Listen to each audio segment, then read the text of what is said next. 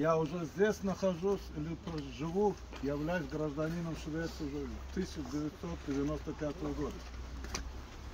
И с 2004 года, как образовалось это общество под названием «Спутник», мы все там знаем. И как они себя вели по отношению и к русскоязычным, и к остальным, время показало.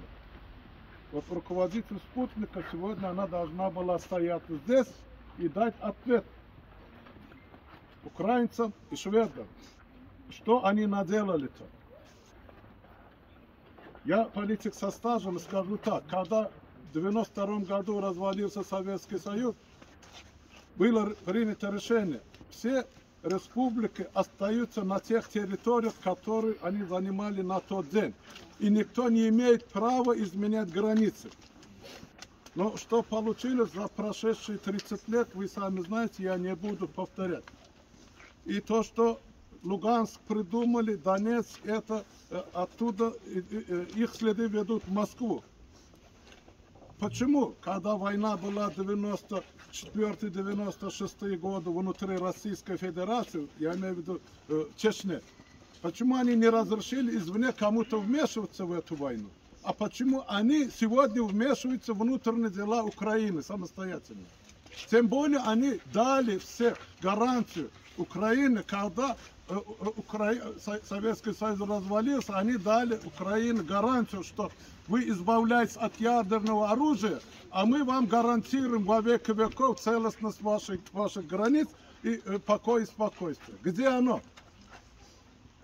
Путин говорил в свое время, что это самое создание СНГ, это цивилизованный развод всех бывших советских республик. И это он таким образом, да, разводит. Цивилизованно, да? Цивилизованно, он да. Там цивилизованно, он там якоки плакаты, что уничтожение. И это все, понимаете, вот российский народ проглотил. Мне страшно назвать цифру, какую в процентном отношении они проявляют поддержку этому Путину, который разрушил все, что есть. И не только в русском мире. Центральная Азия, все под пятой России, под пятой Кремля и Путина лично. Где бы Америка не была, где бы Евросоюз не был, в тех странах есть демократия, есть свобода слова. Тому подтверждение все мы здесь находящиеся из бывшего Союза. Но где есть Россия, там диктаторский режим. Хоть назовите одну страну, где нормальная страна существует, где есть рука Кремля или Путина. Только лапа над Россией. Вот именно. Поэтому я бы хотел бы сегодня сказать и призвать всех к объединению. Весь мир объединяется вокруг украинского народа и Украины. Вокруг его прекрасного президента Владимира Зеленского, который показал себя настоящим мужчиной в такой критический момент. Я хотел бы поблагодарить всех, кто оказывает помощь украинскому народу. В Швеции, Европе, где угодно. Вот. Мы все, когда вместе, мы едины, мы огромнейшая сила. И это понял бункерный, который сидит там. А вот тут у них маленький бункер. Если вы мужчины, выйдите сюда. Они, к сожалению, они, к сожалению, молодых не сбежали. Ну я понял, они всегда так, как отвечать, так избегают. Понимаете?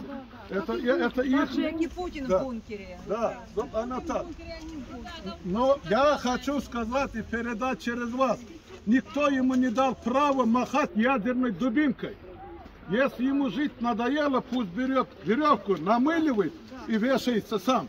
Никто ему не давал права угрожать всему миру ядерным оружием. Я за своих детей, внуков и правнуков любому глотку перегрызу, в том числе и вам.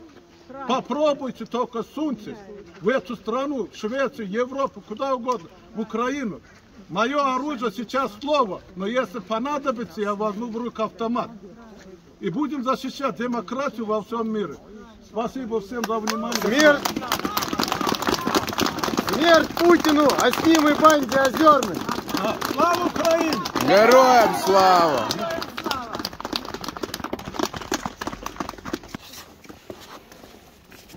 Hej allihopa.